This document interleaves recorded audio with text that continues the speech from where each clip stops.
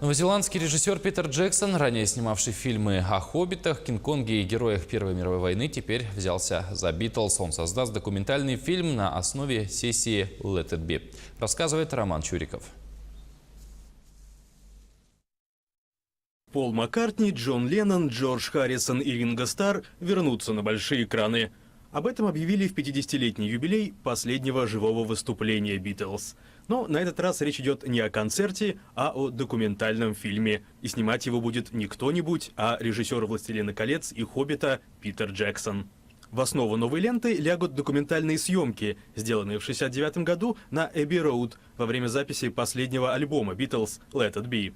Фильм с таким названием уже выходил в 70-м году, но вызвал смешанные чувства у публики и критиков. Творение изобиловало купюрами. Будущий проект будет намного глубже, уверяет Джексон.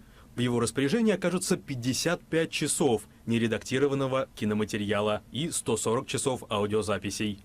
Все это позволит поклонникам почувствовать себя мухой на стене студии, в которой ливерпульская четверка создает свою последнюю пластинку.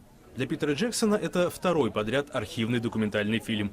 Его предыдущий проект «Лента «Они никогда не состарятся» о солдатах Первой мировой войны. Новозеландец уверяет, что для картины о «Битлз» применит ту же технику для восстановления старой пленки, что и в прошлый раз.